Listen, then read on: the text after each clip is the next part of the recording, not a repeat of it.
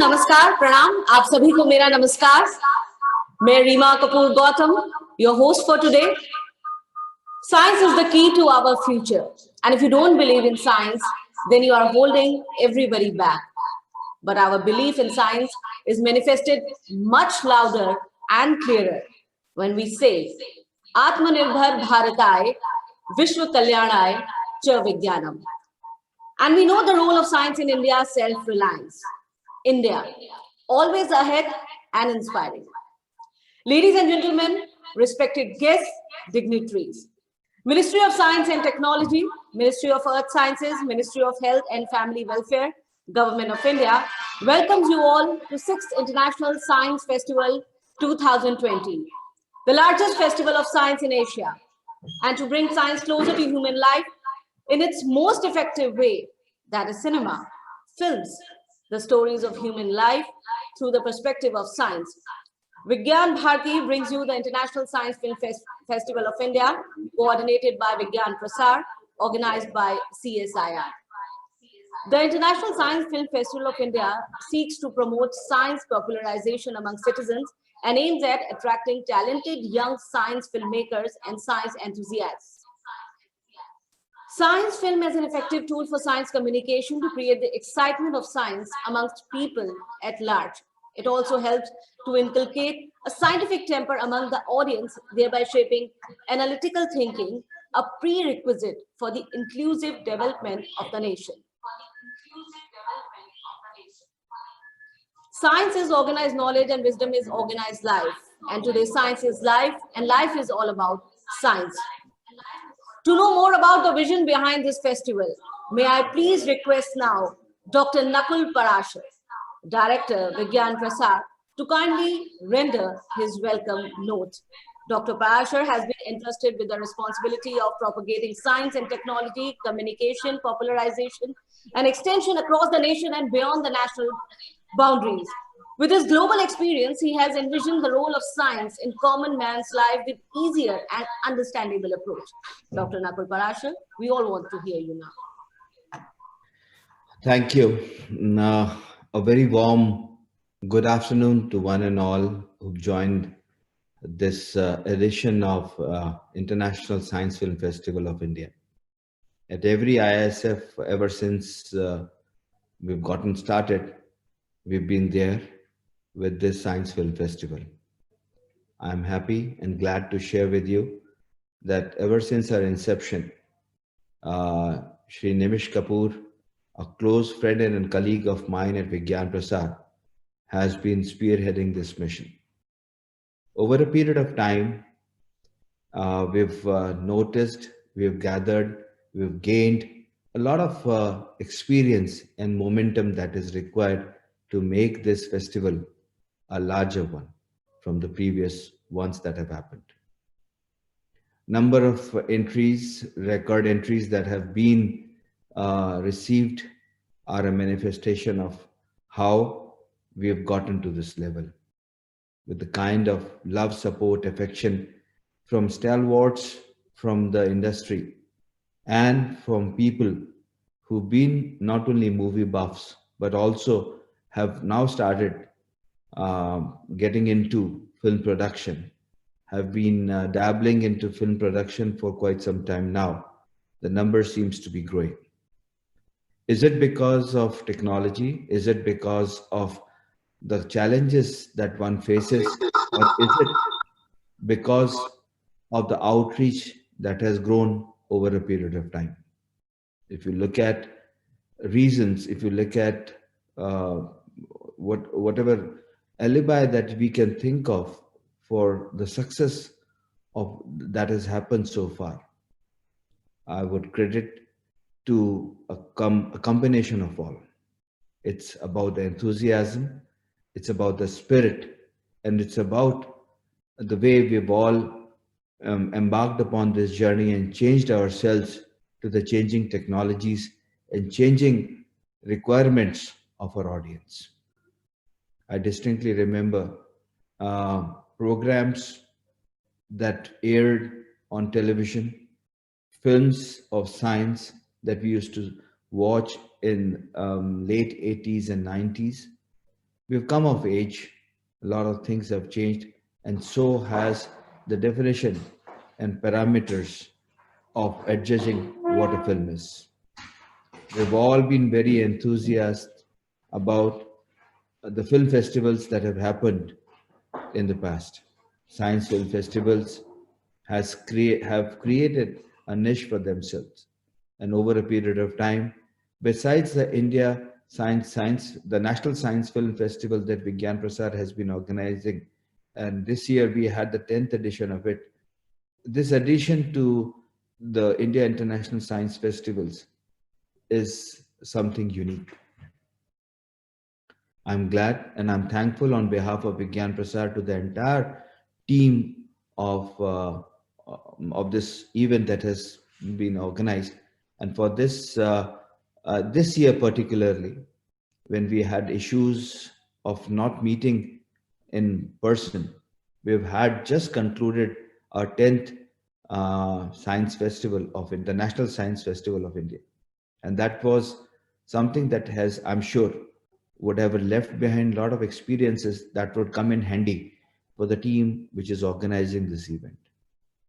So on behalf of Vigyan Prasar, on behalf of Vigyan Bharati, CSIR, and the organizing committee of the India International Science Festival, I welcome you all and I wish this film festival a great success. The banner clearly reads the record number of entries that we have received, and I wish in the coming 3-4 days time we'll all enjoy various films that we have aggregated from various places, and also to the films that have been adjudged by our eminent jury in the past few weeks. With this, once again, I welcome all of you and I wish this program a success again. Thank you so much. Jai Hind, Jai Bharat. Thank you so much, Dr. Parashar. Listening to you is always insightful and learning. Science in films is an effective tool for science communication to foster and create the excitement of science amongst people at large.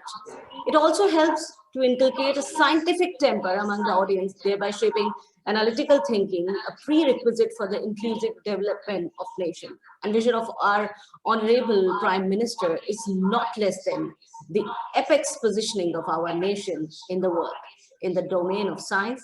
And we are fortunate to have our Minister of the Department, a man who is taking forward our Honorable PM's vision to new heights with every passing day. It's time to now hear Dr. Harshvardhan, Honorable Minister, Ministry of Science and Technology, Ministry of Health and Family Welfare, and Ministry of Earth Sciences, Government of India.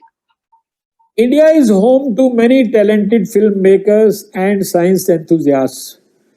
With the International Science Film Festival of India, we seek to involve them in the process of popularizing science through films. A competition for Indian and international professional and student filmmakers has also been organized, inviting short films, documentaries, and animation films of less than 35 minutes of length created anytime after 1st November 2019 on the theme Science for Self-Reliant India and Global Welfare, as well as science and awareness related to COVID-19 and other health emergencies.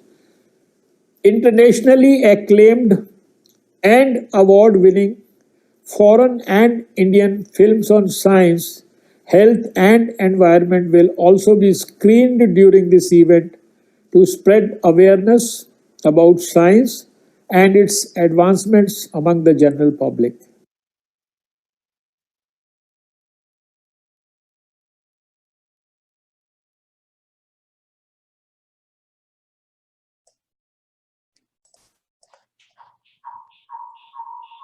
It's always inspiring to hear and learn from Dr. Harshvardhan, indeed a man who learned, loved, and living the science.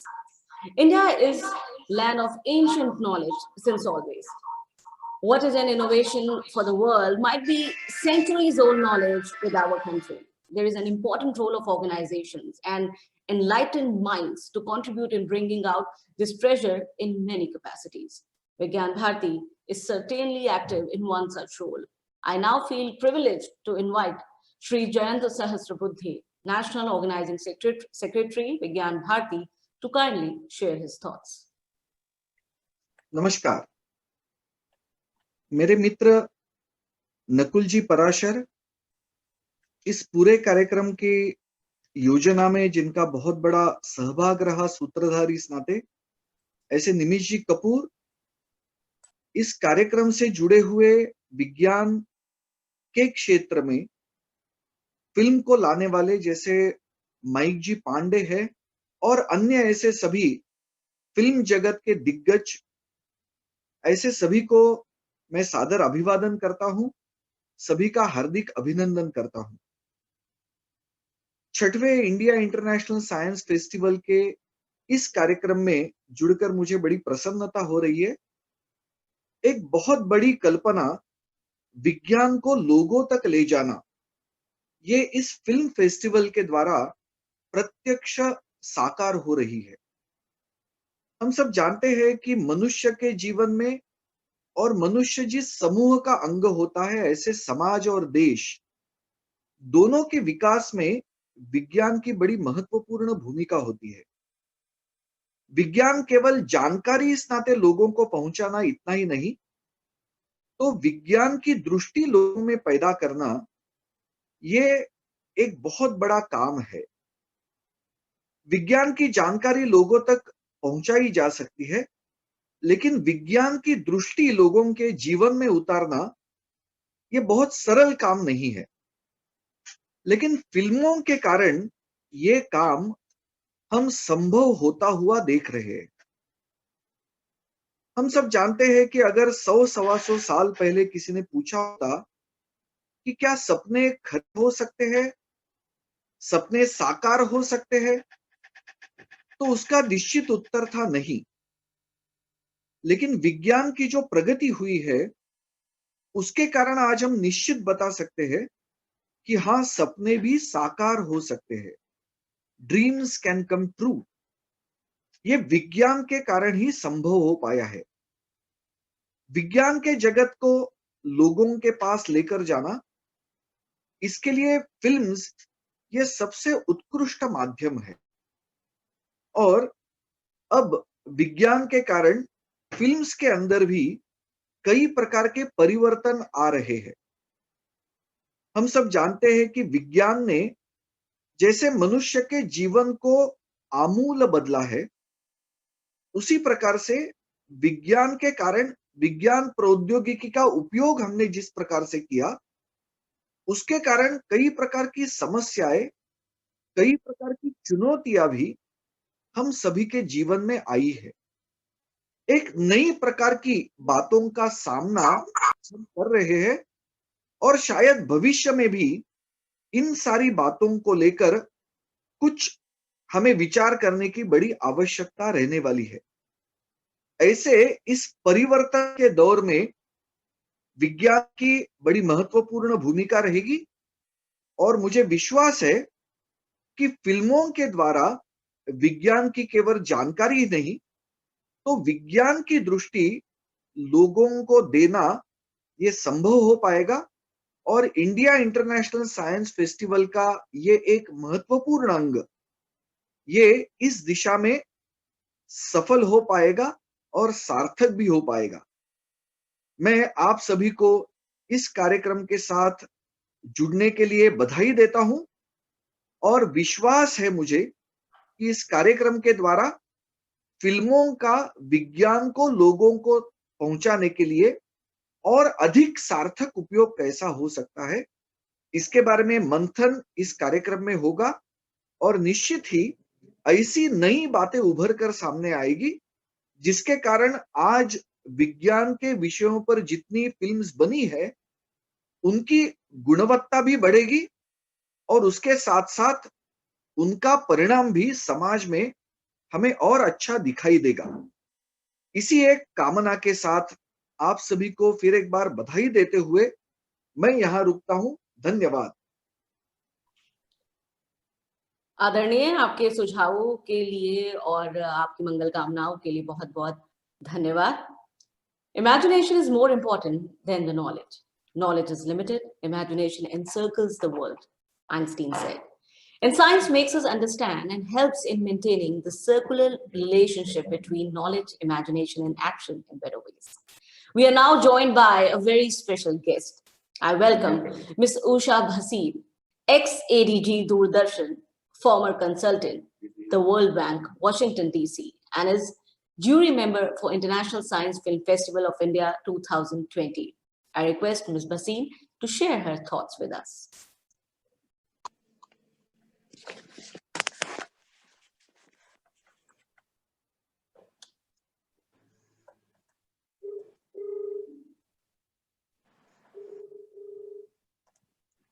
I thank the organizers to invite me for this very prestigious event and to be among the very accomplished panelists. Our guest, Dr. Huang from UK, and to share my views.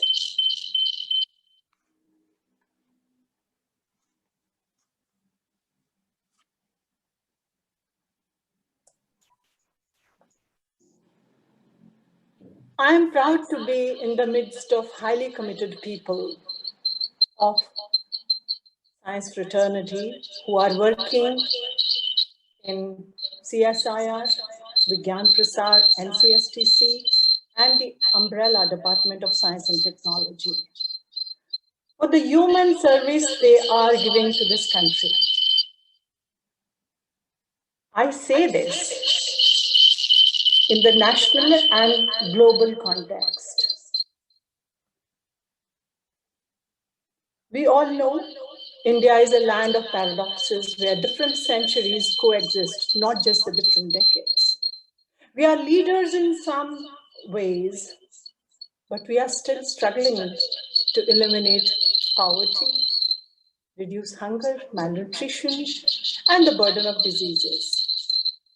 In order to address these major Indian and global issues, our visionary leaders, they enshrined in Indian Constitution that every citizen is to be encouraged to have a sense of scientific temper. As enshrined in fundamental duties under Article 50AH, and it reads, "It shall be the duty of every citizen of India to develop scientific temper, humanism, and the spirit of inquiry and reform." If you look at the words of humanism, spirit of inquiry, and reform, it brings much bigger, larger, and deeper responsibility on the agencies that are engaged in popularizing science.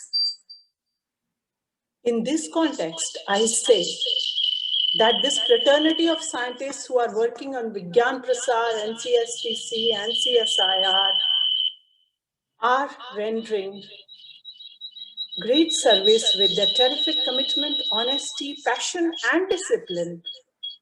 And I also say this because today the need for scientific temper is far greater than it was 70 years back when we talk about the Constitution. I say it because today all the channels in this country, sadly, are doing the service to opposite. There are any number of channels and programs which are fueling superstition, which are curbing the sense of inquiry. Hence, this festival of films that brings the generally perceived science and dry and very complicated issues of science to the art of filmmaking gains far greater importance. And it is heartening that as a jury member, I was able to see how beautiful and how diverse is the community of filmmakers who have participated in this festival. right from remote hamlets of India's rural villages, small children, students, to the professional filmmakers globally. We had some beautiful programs and films to view. And it is again a matter of pride as a citizen of this India and as a student of science that the festival has grown phenomenally, not only in terms of geography, but in interest, depth, the understanding of our very, very burning issues of environment, water, etc. In this context, I really wish very sincerely great progress for this festival in the times to come, and it has great potential in impacting the minds, rural and urban, young and old, Indian and global. I thank you again for the opportunity that I've got to share my views. Thank you. Thank you so much, ma'am. And this year, International Science Film Festival of India has received huge participation of 630 films from 60 countries. Number of nominated films for jury screening stands 132. Now, this tells us the reach, the acceptance, and the importance of our very own science film festival globally. Now we have with us Dr. Mukesh Kumar, ex-ADG Films Division, ex-ADG Doordarshan Mumbai, and Dean for School of Branding and Advertising, NMIMS University, Mumbai, and our respected jury member for ISFFI 2020. Dr. Mukesh Sharma, kindly share your insights and thoughts on this occasion. Thank you, Rimaji. Thank you very much. Good afternoon to all of you, especially Nimish ji, Nakul ji, Akansha ji, जो मुझे दिखाई दे रहे हैं, Mike sir, Usha ji, Himanshu ji, Sabyasachi ji, आप लोगों ने एक जिसे कहते हैं बड़ा मैसिव काम किया है, काफी बड़ा काम हुआ है, तो let me give kudos to you for it. But मुझे लगता है कि ये this is going to be a long journey. We cannot pat ourselves on the back.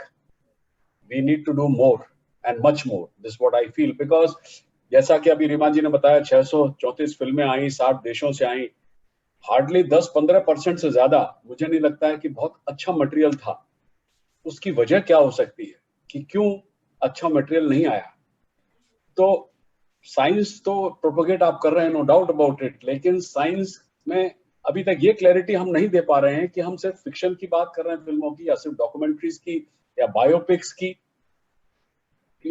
या हम सिर्फ स्टिल्स लेकर के म्यूजिक डाल करके फिल्म बना दे रहे हैं, अपने बात को एक्सप्रेस कर रहे हैं. तो अगर वो एक्सप्रेशंस ऐसे चलेंगे तो हम अगली पायदान पर नहीं चढ़ पाएंगे, मुझे ऐसा लगता है, क्योंकि क्लैरिटी भी होनी चाहिए. अब एक मैं मिसाल के तौर पर एक लव लेटर एक लिखा था एक प्रेमी ने, जो कि साइंटिस्ट था, अपनी प्रेमिका को, और वो कितना समझ पाई देख लेते हैं. उसने कहा कि it has been an eon since my sensory neurons last exchanged messages with my brains to email you. Your blue iris attracts me electrostatically, but the fear of your father repels me with proportional force. I want to hold you like a Venus flytrap holds an insect prey. Currently, a covalent bond exists between us. Through marriage, we will make it an ionic bond. And finally, he said, for every action, there is an equal and opposite reaction. Therefore, I hope the force of your love equals mine. तो उसने सिर्फ यही कहा, जाने तुम क्या कहते हो, जाने तुम क्या कहते हो, what you are saying. Idiot का है नहीं का पता नहीं. कहने का मतलब यह है कि क्या हम सिर्फ डॉक्यूमेंट्री बनाकर ही खुश हैं, या हमें आगे भी बढ़ना पड़ेगा. That is where we need to do.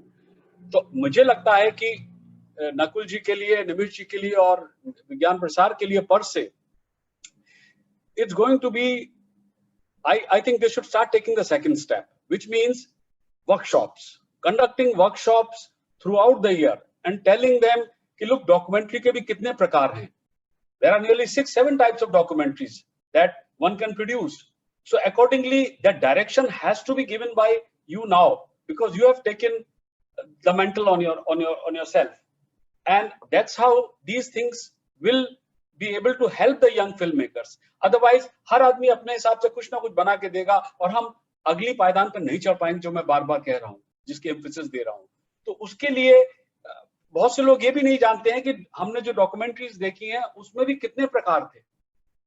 तो अगर हम उनको वो डायरेक्शन दे देते हैं कि look, if you are going on a side where you are making a documentary which is observational, then you need to work like this. A small thing. If you are making a participatory documentary, then you will have to do more interviews, interview-based interaction between filmmakers, subjects, blah, blah, blah.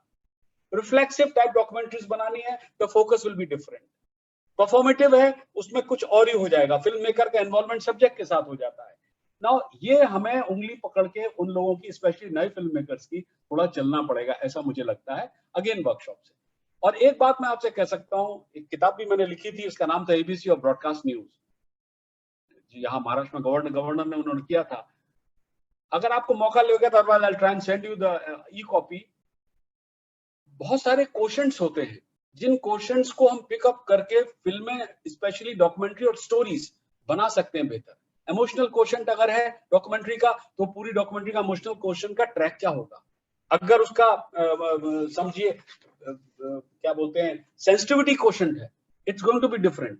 Shock question है तो वो documentary दूसरी कहीं और किसी और रास्ते चलेगी.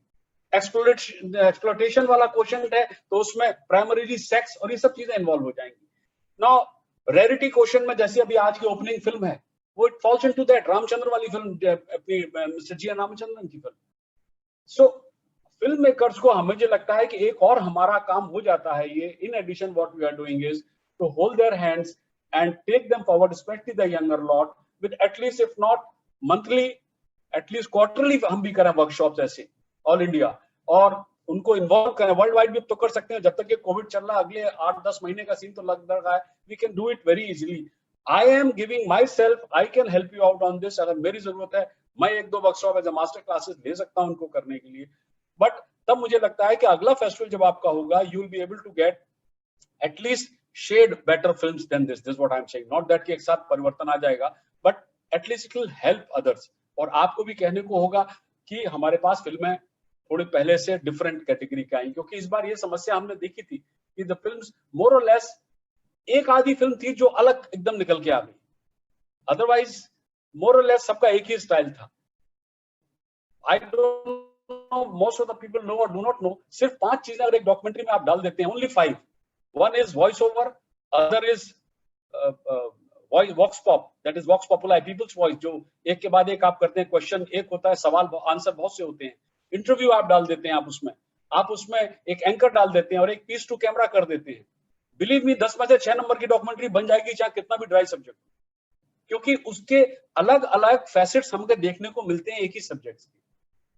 अभी क्या हो रहा है, सिर्फ एक फोटो डाल दिया और वॉइस ओवर डाल दिया और खत्म कर दिया. कहीं से कोई इंटरव्यू निकल आया. अच्छा, दूसरा रिदम, सब डॉक्यूमेंट्स की रिदम भी है. No doubt we live a documentary, I am not saying that we don't live, but at least when we go back on the table, on the editing table, we can give it some polish, some rhythm, जो कि थोड़ा सा crude जैसा दिख रहा था. ये मेरे अपने ऑब्जर्वेशंस थे. ऑफ कोर्स मेरे यहाँ पर मेरे से बेहतर गाने वाले और मेरे से बेहतर सुनने वाले भी हैं लोग जो जानते हैं इस बात को, और मैं उनका आदर भी करता हूँ. बट ये मुझे लगा कि जो चीजें हम अगर इसको देखेंगे इस बार, अगर विज्ञान प्रसार इस दृष्टि से देखें, तो और बेहतर कर सकते हैं.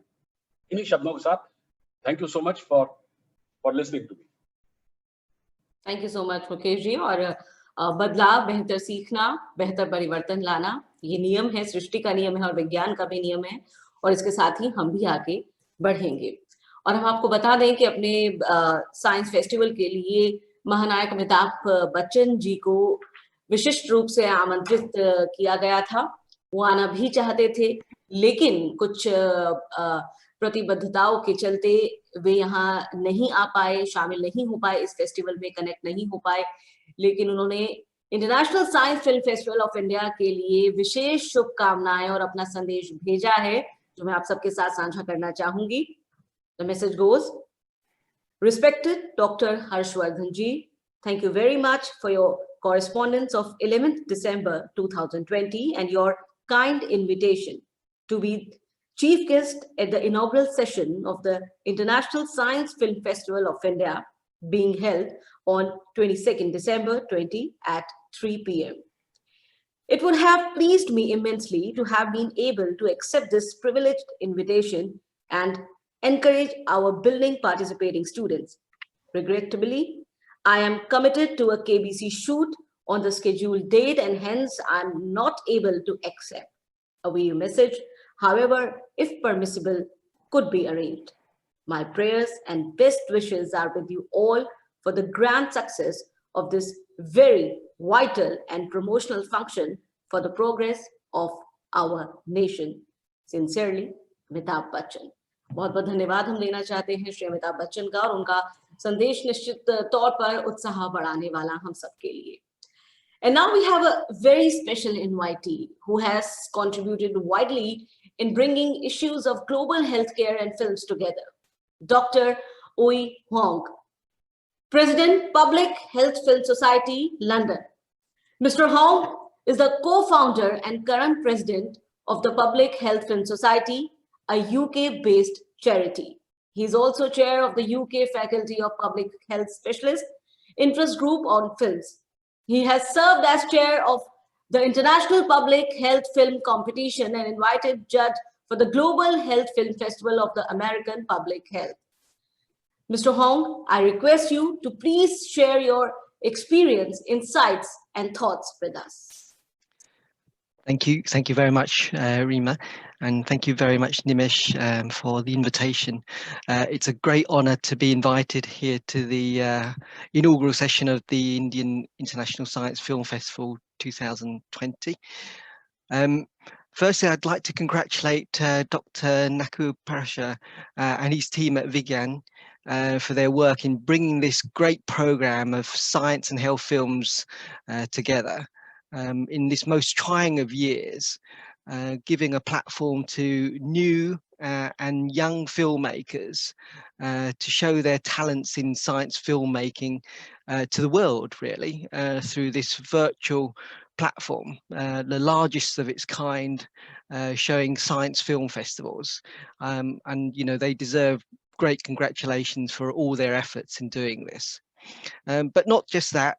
In fact, Vigyan Prasad has an unenviable reputation, actually, in organising film festivals. It's, you know, as I said, done 10 editions now of its National Science Film Festival, and, you know, the first edition virtually, which was a tremendous feat this year. I think those the aims that you outlined at the start of Vigyan Prasad, working hard to promote scientific thinking, scientific discussion, and most importantly, the production of quality science filmmaking in India, are some aims that are also shared with the Public Health Film Society, aims in trying to promote a scientific discourse around health and around public health matters. This is why the charity was formed, and this is why we're trying to bring this message out to a wider public. I mean, it's no more important than this year. This year with the pandemic, it's shown that the public has a vast appetite for health and scientific knowledge. And there is a real responsibility on us as scientists, as researchers, as policymakers, to ensure that there's clear and concise and honest information about science and health matters, so that we can really make a change, not just in this pandemic, but also in the health of our nations. The Public Health Film Society believes that information provided through film and by filmmakers can be a really, really important part of this process of fostering information and fostering better information and discussion about science and healthcare issues. We believe that the core challenge is actually not a technical one. We believe that the core challenge is really about bringing people together, It's about bringing people with different sets of skills, different sets of traditions, different sets of vocabularies, different world experiences together on film projects, often translating complex and technical messages into a compelling narrative for the viewer. The Public Health Film Society is committed to making this process of bringing people together a systematic process, a process that's evidence-based, a process that's transparent, and a process that is collaborative. You know, however, the promise of this is only going to be seen when we can see that there is actually a change in behaviors, that is actually has a measurable health benefit at a population level. And thus, as we sit on the cusp of 2021, and as we leave the pandemic of 2020 behind, we come into the largest, probably the largest global vaccination program that the world has ever seen, you know, to stop this virus. But more importantly, we come at the start of probably the largest health communications program that the world has ever seen. If we're going to try to convince our populace to take these vaccines to stop this virus, you know, filmmakers and health communicators are poised to be at the forefront of this effort. And I think that's the challenge that we face this coming year. And I think that's the challenge I think that some of the filmmakers here have started to address. And that's a challenge that we work hand in hand with Vigyan Prasad and all the filmmakers here to try to approach. Thank you very much again for your invitation. Thank you so much, Dr. Yong. And certainly health communication is going to take a better shape, much better shape, and is going to be of huge importance after we emerge, we come out of this pandemic. What we see and hear, it matters to us deeply. It not only stimulates our senses, but has potential to reshape our thoughts and actions. That's what cinema does. It mirrors our life. And when this mirroring is with reflection, color, and ray of science, what it can do to a human mind. And this is what the International Science Film Festival of India is all about, to bring out science in every possible way of life. And who can better share this than the man who has spent all his life in understanding and decoding the dynamics of life, science, and cinema. Our festival's jury chair, Shri Mike Pandey, veteran filmmaker and environmentalist. Mike Pandey is a crusader for the environment and certainly one of the most acclaimed name globally, and working for endangered species. He's nationally and internationally renowned, acclaimed for his high caliber and powerful films. I now request Mike Pandey to kindly share his thoughts.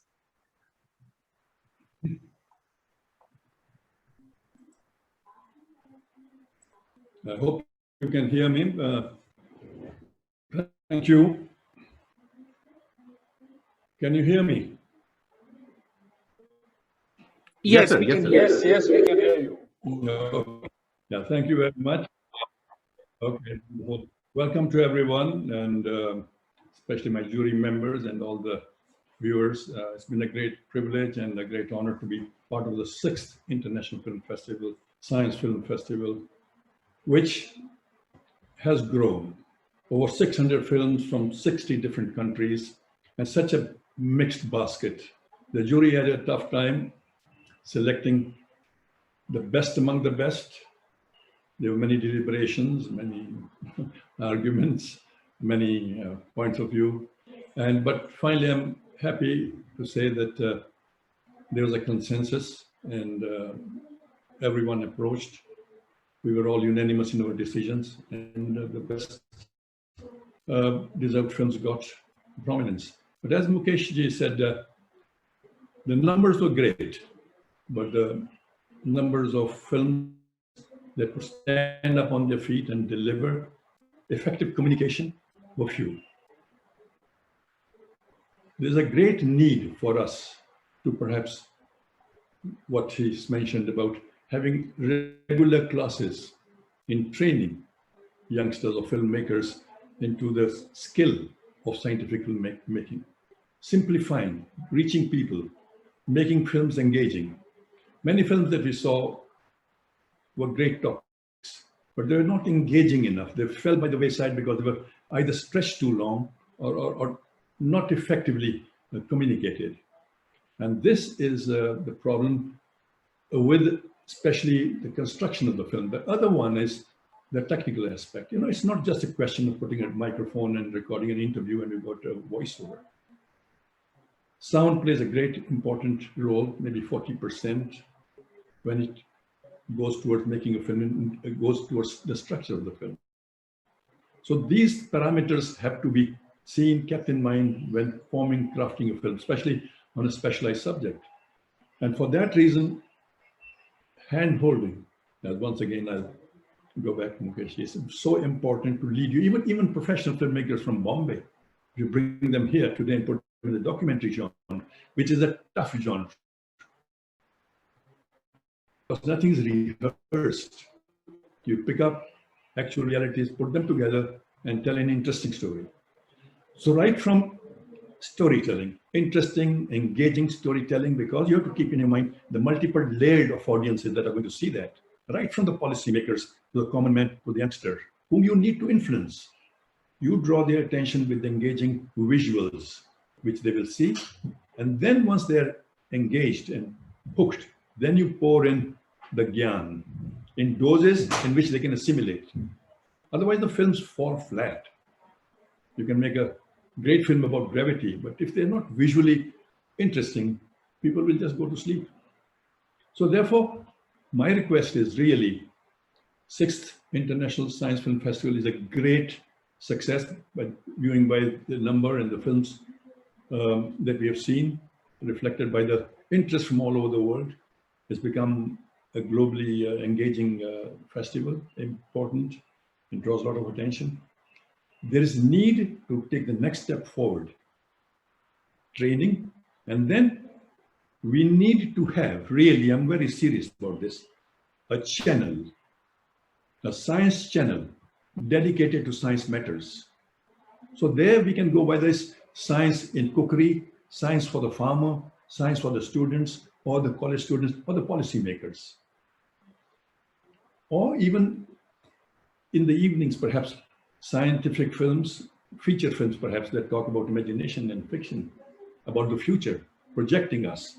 Those are so important. Then you're really serious about creating a scientific temper. You are catering to all sections of society.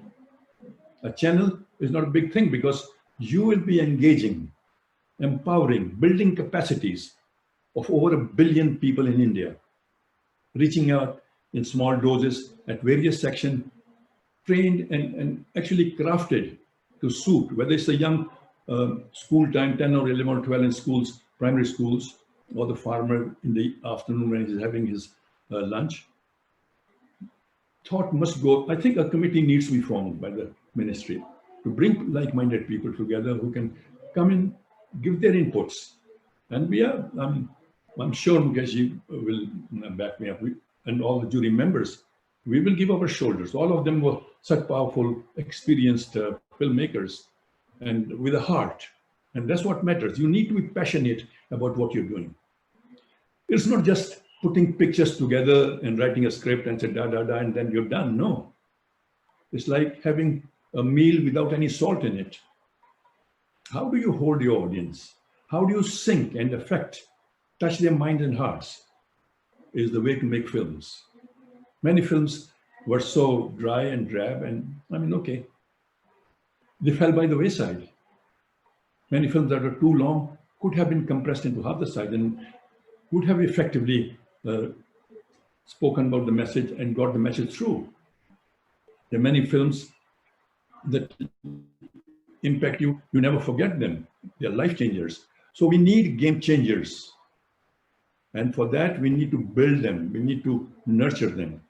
And filmmakers like us and jury members like us are ready to come and hold those workshops, speak, and share whatever we know, whatever we learned. Challenges in the future are going to be great, bigger than these. COVID is still here, and it's not going to go away in a hurry. These films empower people, train people, inspire, motivate.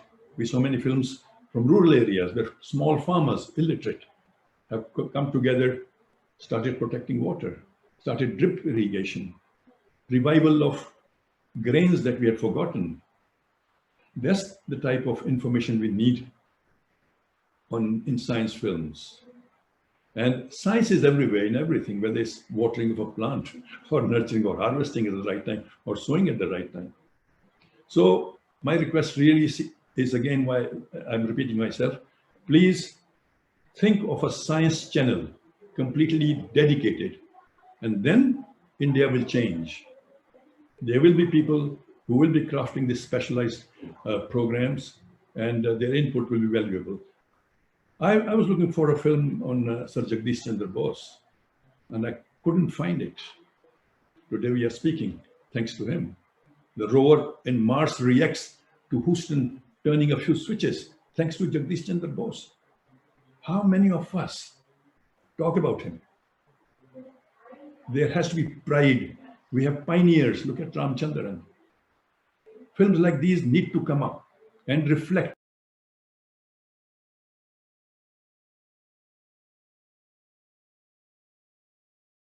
Sir, your voice is muted. Kindly unmute it.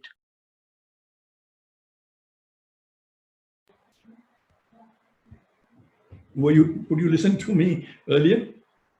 Then it went on by, I think, default. Maybe they didn't want to hear me too much. We Just missed the last part few after seconds. Bose. No, otherwise we were listening to you. Okay, I think we need to have the ministry really making capsules on all these great scientists, engaging ones, and keeping this to motivate and inspire our youngsters. When will we know about Jagdish Chandra Bose? How many people know about it? Everybody thinks of wireless and all those things, and you go to Marconi. But the first man ever was Jagdish Chandra Bose. Where is it? Where is the Science Channel talking about it? So there has to be a section for such films where we talk about ourselves so that we can feel proud of our heritage and lineage. We need a special, since technology has improved and taken quantum leaps, we need a special segment for animation films.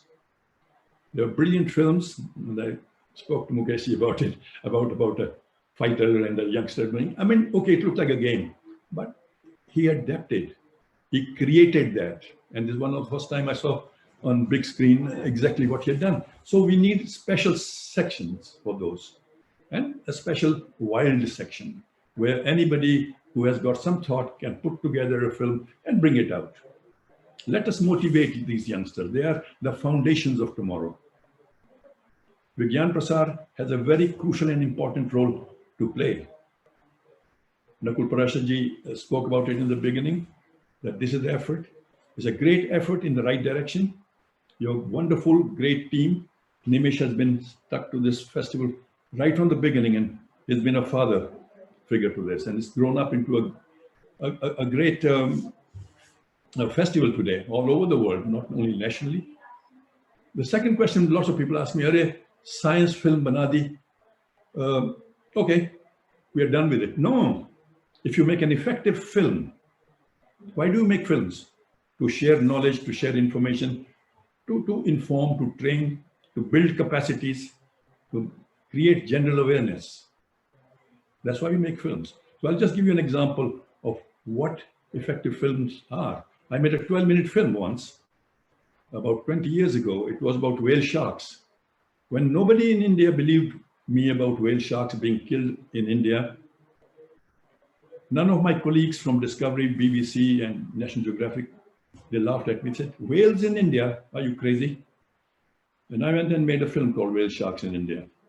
And when the film was shown, it brought about tremendous change, not only at the grassroots levels with the fishermen who understood the role the whale shark played, but at the policy level. And the law came into force. The whale shark was protected under the Wildlife Act 1972. Similarly, on a global platform, we got only 3 votes out of 186 when we asked for the protection of the whale shark.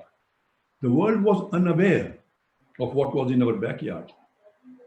And the largest fish in the world were being killed.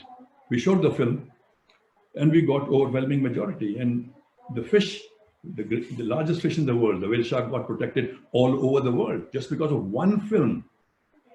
And even today, there's a demand from many countries that can we have a copy of that film? We want to show it to our people. It's the most powerful conservation film to date. A film that saved a species from extinction, according to the UN note. But it is embedded in people's mind. Films have to be sensitively made. You need to sensitize people. Then it's effective communication. India needs science. India needs good science films. And we have great scientists here.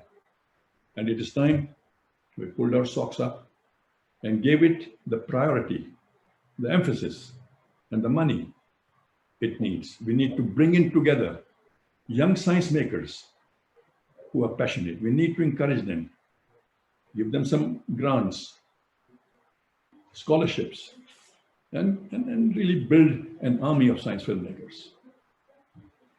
Finally, I'd like to thank all the jury members for their amazing inputs and for the experience which they brought to the table, and for being so patient and also finally resolving and coming to a fair conclusion कि हाँ ये तस्वीर, ये film अच्छी है, इसको मिलना चाहिए. Sometimes we were in a tussle, but fortunately we found a way to honor the films that deserve to be honored.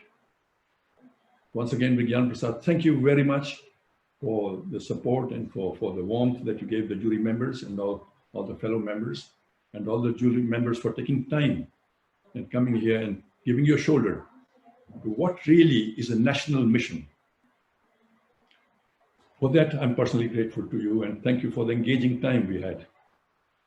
Only thing is we're still waiting for the samosas. Thank you, Mike, for the wonderful insight. Thank you so much. Thank you so much. Thank you so much, sir. And your expertise, your advice, and it's always solicited. Thank you so much. As they say, you're a perfect little arrangement of atoms. Efforts are individual. We need to put them together for a meaningful result. Science teaches us the same thing with unlimited lessons and how we are going to make it the learning better to leave a wonderful legacy of humanity, and life will define our efforts after that. And now it's time to invite Sri Nimish Kapoor, science communicator, scientist in Vigyan Prasad, a veteran media personality, convener of International Science Film Festival of India, and heading Science Film Initiative, to kindly render his vote of thanks.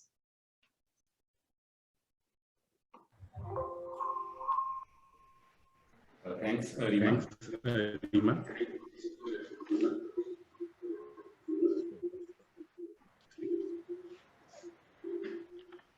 Respected Mike Pandey-ji,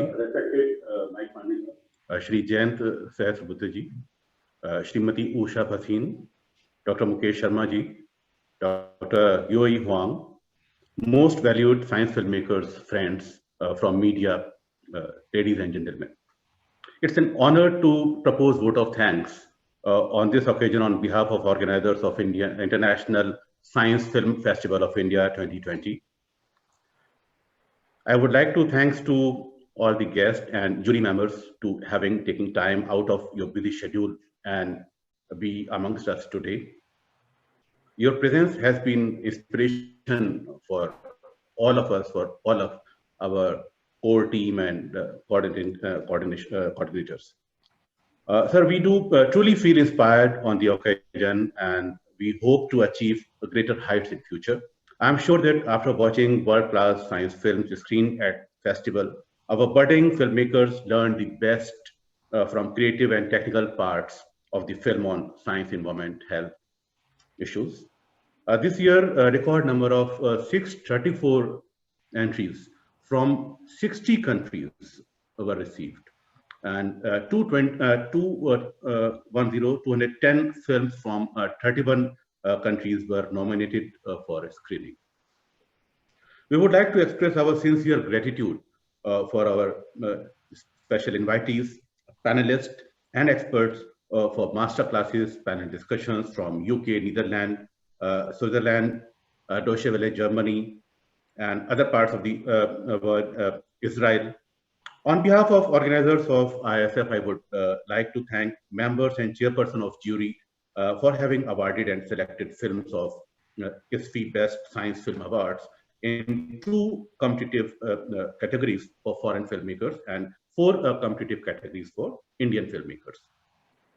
Sincere thanks to chairperson and members of jury, Shri Mike Pandey, Dr. Mukesh Sharma, Professor Danish Iqbal, Ms. Usha Bhasin, Shri Himanshu Malhotra ji, Dr. Sunil Mehru, Ms. Monica Gulati, Ms. Akansha Damini Joshi, Dr. Shobhana Chaudhary, in dedicating their time, precious time and efforts in watching hundreds of films and their exemplary judgment in selecting of best of science videos. Congratulations to all awardees. Awards will be announced on 25th of December at 1 p.m. by our chief guest, veteran filmmaker Mike Pandey sir, in the presence of all the jury members. So please wait for next couple of days. I thank the embassies and foreign collaborators for all their resources, sharing their resources to ensure the success of ISFI. Our sincere gratitude to Dr. Ranjana Agrawal ji, Director CSIR NISTATS, Dr. Nakul Parashar ji, Director Vigyan Prasar, and Shri Indrajit Singh ji, Registrar Vigyan Prasar. Without their support and guidance, this event would not have been a success. Senior officials of Ministry of Science and Technology, Ministry of Earth Sciences, Ministry of Health and Family Welfare, and Vigyan Bharati, my colleagues from NISTATS, NISCARE, Vigyan Prasar, and all committee members, volunteers who work day and night to ensure the success of festival. My sincere thanks to ISF Organizing Secretary, Dr. Arvind Ranade, Film Festival Coordinators, Dr. Parmanand Burman, Professor Abhay Bhamaikar, Dr. Chitra, and core team of International Science Film Festival of India, Vigyan Prasar Festival Manager, Mr. Sabyasachi Bharti, Ms. Chavi Bhatnagar, Mr. Chandan, and for their continuous hard work of many days, nights to make the event successful. I'm thankful for my media team, India Science Wire team, Shri Santosh Pandey, Uma Shankar Mishra, Jyoti Singh, Ramanshi Mishra, and PIB Media Coordinator, Ms. TV Padma, Senior Journalist who is covering this festival. And finally, thank you very much, ladies and gentlemen, for being here today. And it's an honor to have you as our guest and partnering to achieve goal of the International Science Film Festival of India to engage citizens with science in ways that are inspirational and empowering. Thank you once again. Jai Hind. Thank you so much. Thank you so much, Rameshji. And now it's time for the screening of inaugural film, The Trials and Triumphs of G.N. Ramachandran, a film from India and directed by Shri Rahul Iyer and produced by Shri Vivek Kannari and Science Media Center, IISER, Pune.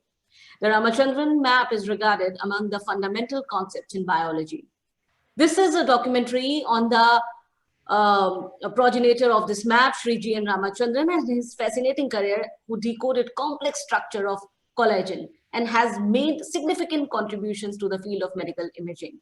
In this, filmmakers met with his family, students, co-workers, and unbiased experts in the field to explore his life and impact of his work.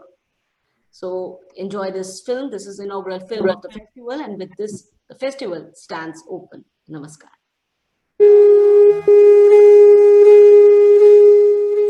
The early 1950s was a defining period for Indian science. Scientists and administrators set about to lay the foundations of a blooming landscape of science with two goals: to fast-track the development of the state and to play an active role in the global endeavor of science. In 1952, C.V. Raman, one of the greatest Indian physicists, received a letter by A.L. Mudliar, who was the Vice-Chancellor of Madras University at the time. Mudliar intended to build a physics department in Madras University, where world-class research would be conducted. Naturally, for such a Herculean task, Professor Raman was his choice. Raman wrote back suggesting a candidate as good as himself, yet much younger. In October 1952, Gopala Samudram Narayan Iyer Ramachandran arrived at Madras University as head of the department at only 30 years of age. Each of his greatest contributions would be career-defining for any scientist. He discovered the molecular structure of collagen, outracing elite scientists who had previously sought to discover the structure of DNA. His research on anomalous dispersion and computer-assisted tomography set the early stages of Nobel Prize-winning research. And his crown jewel, the Ramachandran map, is a fundamental tool used by hundreds of thousands of biologists worldwide today. You have to give G.N. Ramachandran great credit because Ramachandran actually created a first-rate environment. He always felt, I think, that we should be as good as anybody else in the world. You could be competing with top-end international groups, but you should have the courage to do that. Ramachandran and team did not complain that, they don't have computers to do it, they don't have facilities. They just wanted to do it. Somewhere around there is when he started developing some psychological problems. With all that he was managing, none of it stopped his work.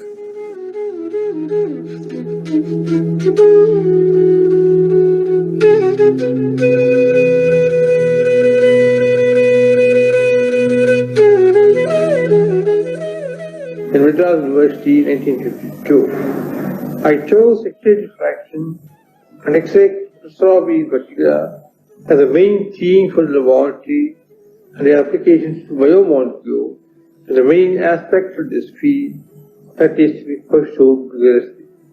However, I did not know where to begin and on which molecules and biopolymers were the most profitable ones to study. The problem was resolved by happy coincidence visit Professor J.D. Bernal to Madras during this time. John Bernal was a British crystallographer and an important figure in the early development of structural biology. The problem of the structure of collagen was a hot one, and there was a race between top labs in Cambridge, Caltech, and others to solve it. When I put this question to him, he told me that he was not very happy with the various structures of collagen that had been proposed in the literature at the time, and that the problem was wide open. But why were researchers who solved the structure of DNA after this protein? For one, the problem was considered to be tougher than DNA. And secondly, even among proteins, collagen holds an important place. Collagen is a building block of all the cellular material. If you take the total body of a human being or any mammal and take the water out, the most abundant protein is collagen. The bone, the cartilage, the tendons, they're all made out of collagen. It's a highly talented molecule. It can bend, it can twist because it can adjust itself to the surrounding pressures. People have now realized the utility of collagen for several practical applications. The autoimmune diseases of collagen, which are non-killer, like arthritis. Burn injury is very common in this country. Ulcers. There is a disease, Ciaphora imperfecta, with just replacement of one glycine vanillin. The longest life people live is 12 years. Can the society afford not to understand the genetic diseases of collagen, enforced by structural biology of collagen, and live with it?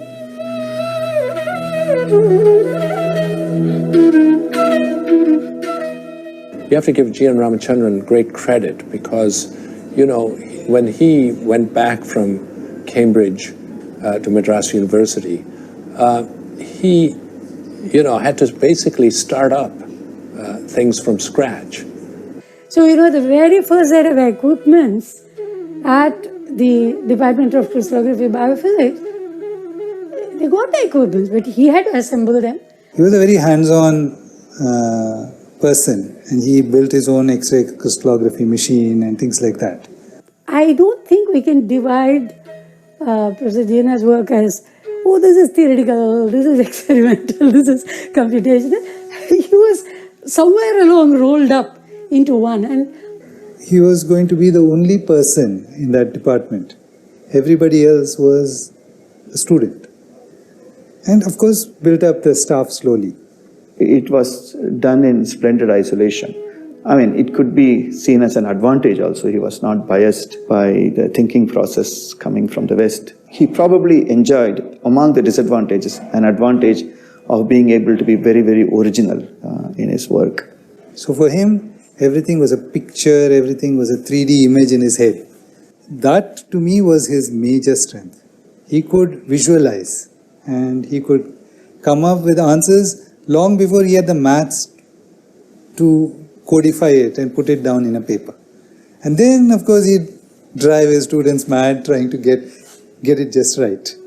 Helping Ramachandran in this quest was a bright PhD student named Gopinath Kartha.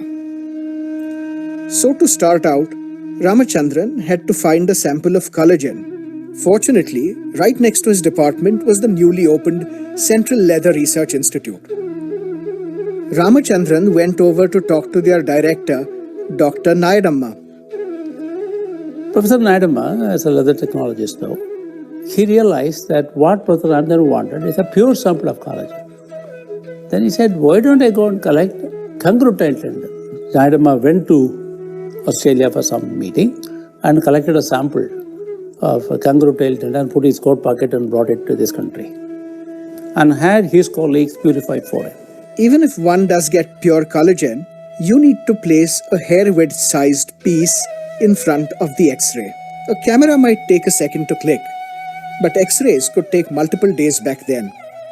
The X-ray pattern is like a negative, except it's just a few dots.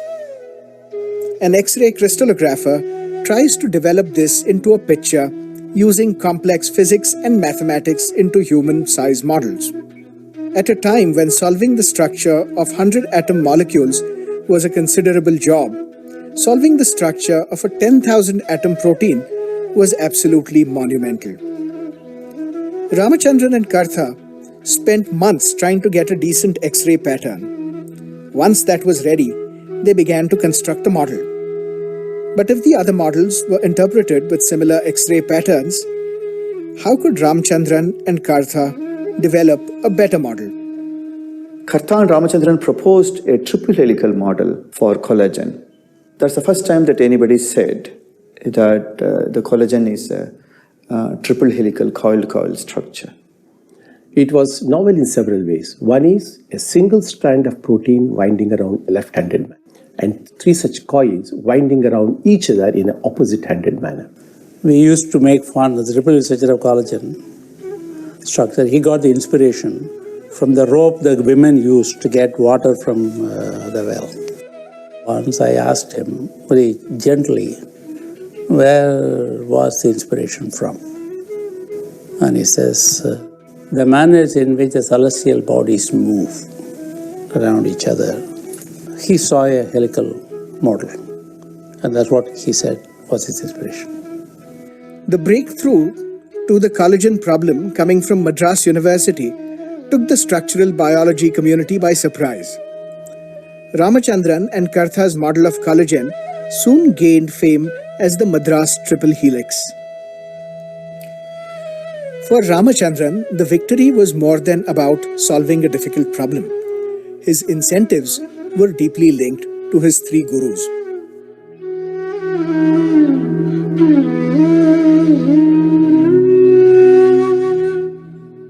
So he said that he had joined the electrical engineering department in IISc to do PhD.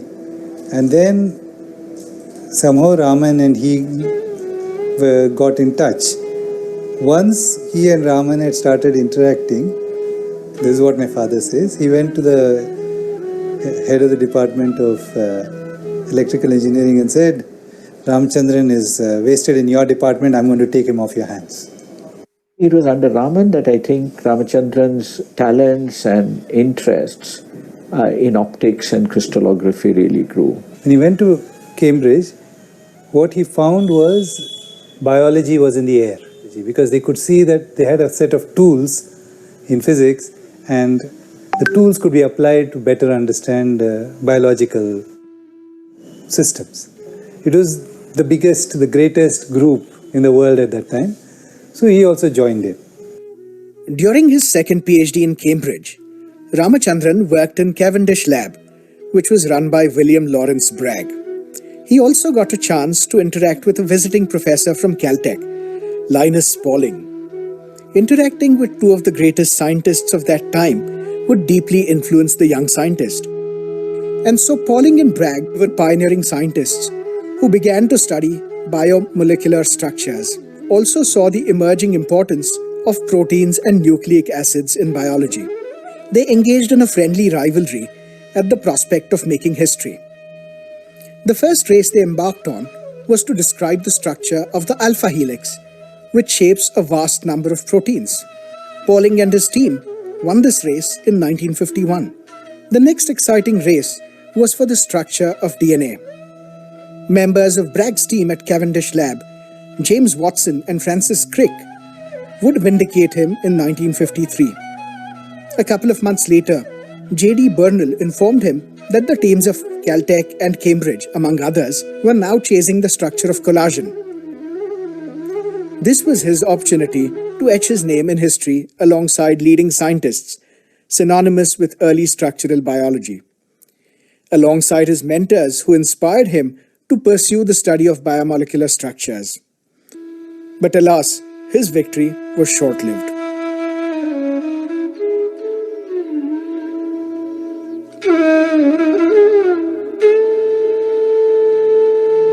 Subsequently, there was a paper in Nature by Crick and Rich, which said almost right at the beginning of the paper that the Ramachandran and Kartha model is wrong. They found that the atoms in the collagen model proposed by Kartha and Ramachandran, some of the non-bonded atoms are too close to each other. So the assumption at that time is that they can come closest to the sum of their van der Waals radii. You know, right from the time when the alpha helix and the beta structure for proteins were published by Linus Pauling, the assumption was that when these structures are forming, they have to be the most stable possible structure. So they brought the three helices together a little closer than what. In a private letter to Ramachandran, Crick and Rich acknowledged that your type of structure was on the right lines and that the collagen problem has changed completely as a result of your work. The Ramachandran-Kartha model was the first instance that collagen was proposed to be a coiled structure. This was the key feature of the structure that the other groups had not deciphered. However, within months, other groups also published coiled models for collagen. There is a controversy about that paper because apparently the Nature sat on it for a long time and they gave access to that work to the group Rich and Crick, who were also working on collagen structure at that time. And all they did was just a little bit rearrangement of these helices to get rid of these short distances. So with that, they could make it a little looser structure. And they actually published that paper almost simultaneously with the Madras Group paper. And that kind of became more of the accepted structure. Sitting in India, you have no power in all this. So you just have to swallow your anger and put a brave face and smile. Coincidentally, Gopinath Kartha was in London at the time, and his letters to Ramachandran shed some light on the matter. Ramachandran's paper was sent back for revision, and according to Kartha, the general idea seems to be that the publication of our paper was purposely delayed by months for them to work up an idea after seeing the manuscript. By today's standards, that would have been extremely unethical. But at that time, they did such things. In those days, communication was absolutely almost zero. So it's not like, you're exchanging mails or picking up the phone and talking to people. Even your journals would take 3 months to come because they would come by sea mail and things like that. And it's again not a rigid structure. So what you see is sometimes what is the Ramachandran structure, and you see sometimes what is the Rich and Crick structure. So it varies a little bit. I mean, the difference between the two structures is so little. But the basic idea about the triple helical coil structure was Professor Ramachandran's. There's no doubt about it. During such tumultuous periods, Ramachandran had to rely on his constant pillar of support, his wife Rajalakshmi. Somewhere around there is when he started developing some psychological problems. Manic depressive features were there. And that all fell on her shoulders. He was regularly going to a psychiatrist and maybe psychologist also, and getting treated. I mean, huge number of drugs. When he took these drugs, he said, my mind is not sharp. Right? At that point in time, I think my mother was of the opinion that all the sharpness is enough. You've done good work. Now just become calm. With all that he was managing, none of it stopped his work. As Ramachandran obsessed over his discredited Madras triple helix, he decided to do the unthinkable. He decided to challenge the knowledge of molecular physics. And what followed was nothing short of revolutionary. It was just his boldness. All of us who worked with him, I think that was one thing we picked up from him, that you should be able to question everything which is there and to explore new ideas and new problems. And if you think something is right, just go and do it and stick to it. And in asking the question, I think Ramachandran and his colleagues came upon what I would call a profound organizing principle of protein structure.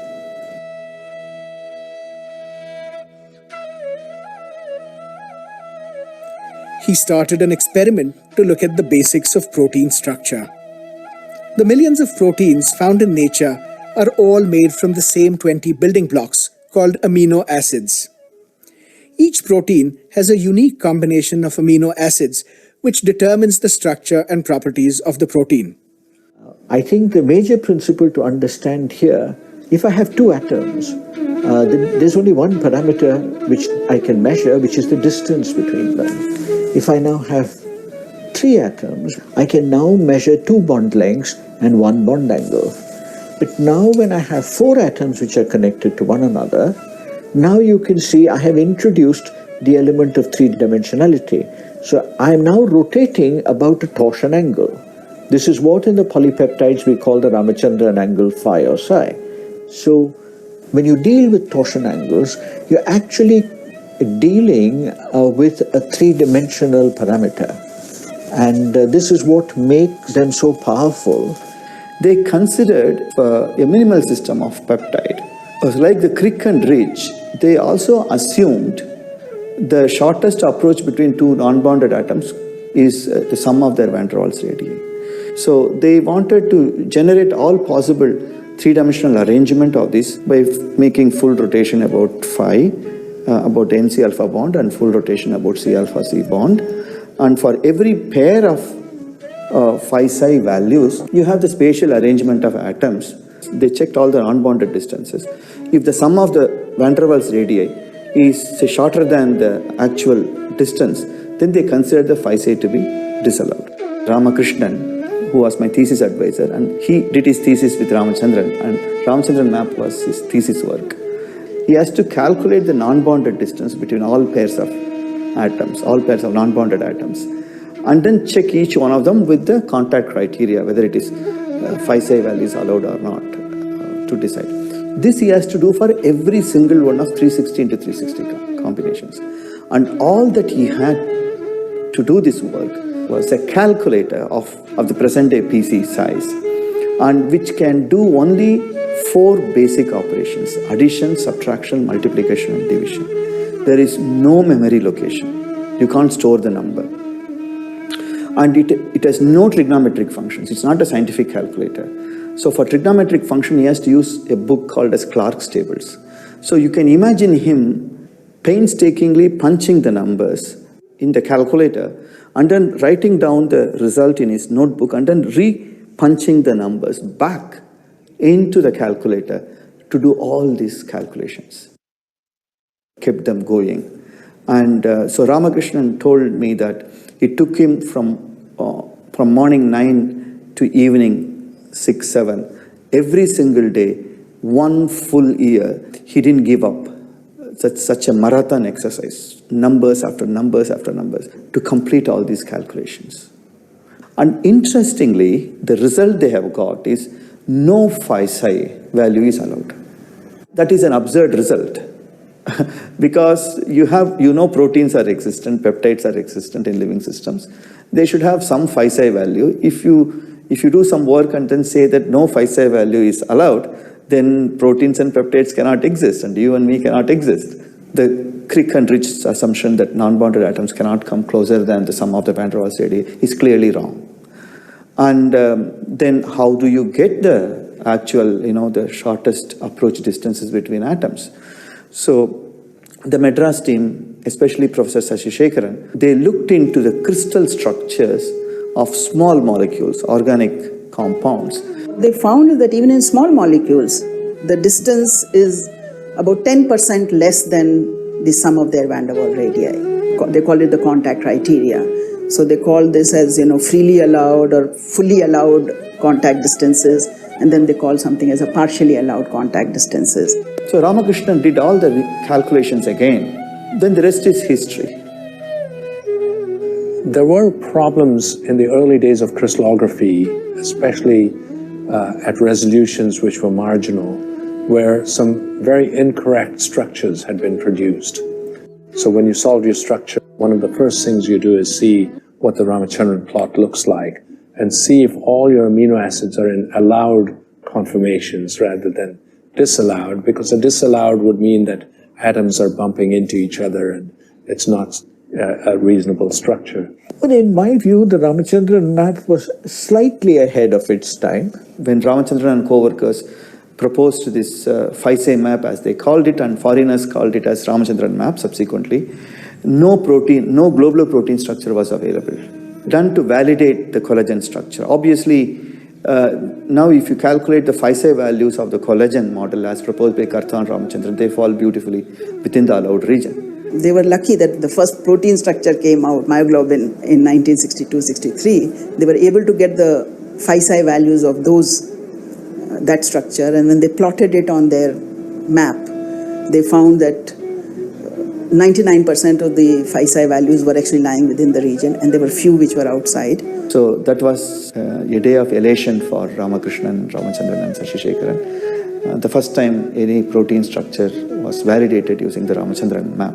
There are a number of great features about it. The first and foremost, it reduces the three-dimensional complexity of proteins and peptides into a two-dimensional representation, which is more easily perceivable by the human mind. The second thing is, according to Ramachandran map, roughly about 30% of the phi psi combinations are only theoretically possible, and remaining 70% is not possible. This is a great input for those who wonder how proteins fold. Probably, if today we talk about bioinformatics as an area, perhaps he's the originator of bioinformatics in that sense, through his so-called Ramachandran plot. The original Ramachandran plot was produced by using physical models from styrofoam or other kinds of plastic. But in mid-80s, I think the computer graphics began to be sufficiently advanced, sufficiently powerful. The analysis and visualizations of protein structure implemented through computer graphics. Structural bioinformatics in particular was absolutely enabled by the protein data bank. Anywhere around the world, when they submit coordinates to that data bank, and the phi psi values, at least 99% of them have to lie within the allowed region of the Ramachandran map. Today, several hundreds of thousands of protein structures have been determined, and every protein structure has to pass GN Ramachandran test. As Professor George Rose in Johns Hopkins wrote in one of his papers, the Ramachandran map is one example where if an experimental result, which is the crystal structure of a protein, is not in agreement with Ramachandran map, which is theoretical work, then you don't suspect Ramachandran map, you suspect the crystal structure. Through the 80s and 90s, the use of the Ramachandran map spread like wildfire.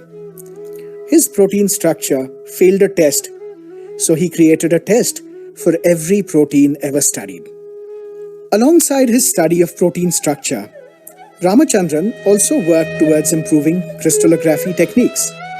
He found a way of applying a new concept called anomalous dispersion to X-ray crystallography. You can think of a crystal as a big thick wall constructed from bricks called unit cells. X-rays are electromagnetic radiation.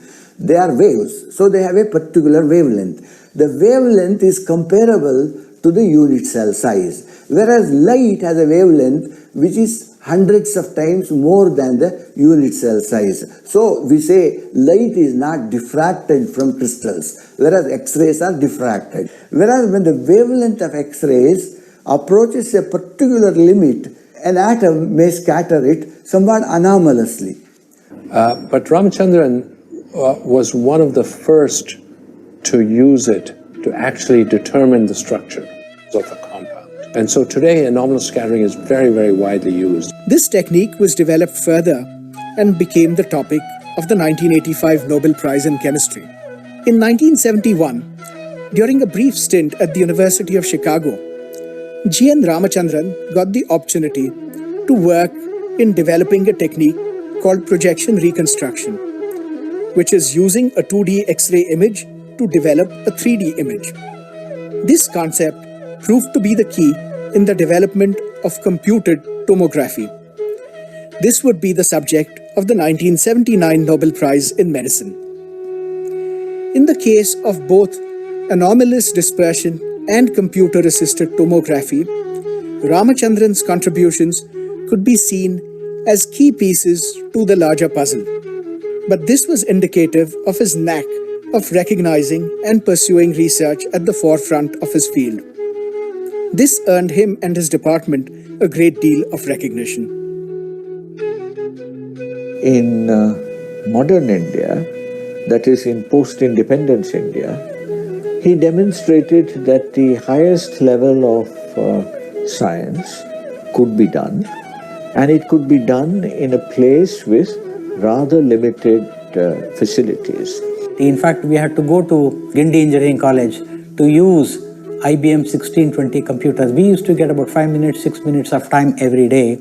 Ramachandran and team did not complain that, they don't have computers to do it, they don't have facilities, they don't have money, and they don't have model kits to do all this.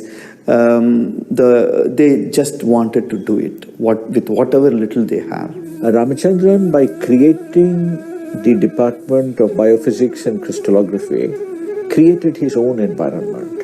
For a while, it was really on the map in the world. People, very famous people, Linus Pauling or Dorothy Hodgkin, they would come there for conferences. Generally, it was conducted abroad. But he used to attract the scientists to Madras University, and we'll have a grand meeting of several Nobel laureates. Imagine Nobel Prize winners being brought to Chennai city, all in one day in one platform, and the kind of influence it produced on the teenagers. The research environment is quite important. It means that you have colleagues who are doing excellent work. Professor Pauling came as a Sir C.V. Raman chair of the Madras University. This professorship was created by Professor Ramachandran in the University of Madras in honor of his guru.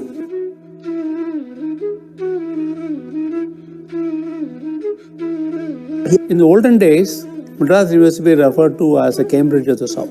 And he attracted the brilliant students to the department. It was only his personality that he could attract all the brilliant students. For a towering researcher, but it did an upwelling of the science in the campus. He created an atmosphere where the science was at its best. The research environment created by Ramachandran would not be possible without the enabling administration of A.L. Mudaliar. And he certainly held up his end in making his department a center of world-class research. And very often I've heard this term being used that Professor GNR was like a son to Dr.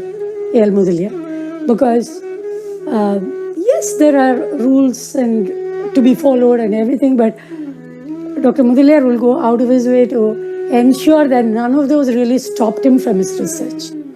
When Mudaliar's term ended in 1969, Ramachandran decided to return to his alma mater.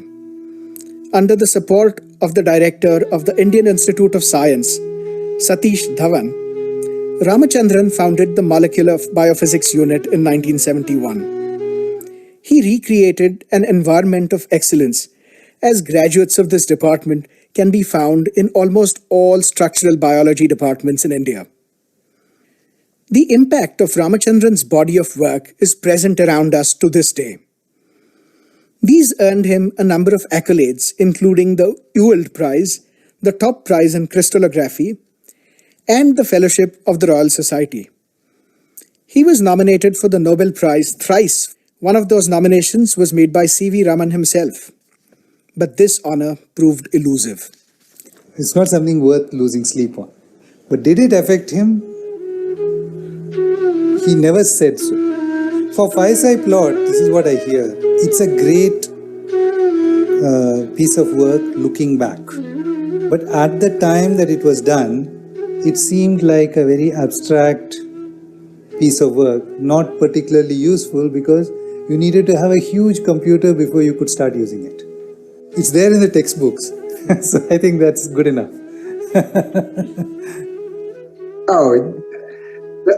The Ramachandran map was there since I can remember anything about proteins. There's not that many findings that stay at the top of introductory courses, but the Ramachandran map is. Scientists mentored and inspired by him still carry his influence. He was here in Chennai. We used to meet Professor Ramachandran periodically. Even at that age, I think he was 75 maybe, he could think of new ideas, discuss it very well. It would have been 91 or so. He came and visited me. He was busy going and meeting a professor in the US to convince him that a particular piece of work he had done was actually very significant for biophysics and all that. So, I mean, he was a driven person even then. Indian science lost a great warrior in April 2001. But along with his remarkable contributions to science, Ramachandran also has one of the greatest stories in Indian science. The story of a man primed for scientific greatness, who would not only overcome many adversities, but also turn some of them into his greatest achievements.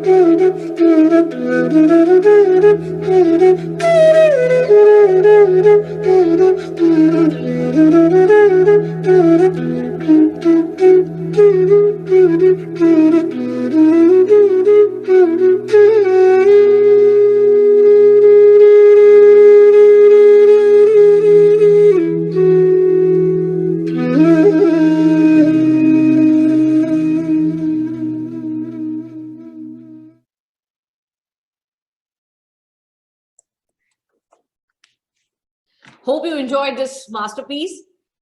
और एक बार फिर से आपको एक बहुत जरूरी सूचना to apprise you all that Honorable Prime Minister of India, Shri Narendra Modi ji, will inaugurate India International Science Festival 2020 at 4:15 Indian Standard Time. India International Science Festival is biggest festival on science in Asia and an umbrella event under which you are watching International Science Film Festival of India 2020. Now, platform for ISFFI is all there for you. Enjoy best of science, cinema, masterclasses, and discussions. Do watch our panel discussion at 6 p.m. till 8 p.m. This panel discussion is on the subject Indian international efforts to promote public understanding of science through films, challenges, and opportunities. We have our esteemed panelists from Germany, different parts of South Asia, London, and Israel. And now this festival is open for you all. Enjoy. Thank you. Namaskar.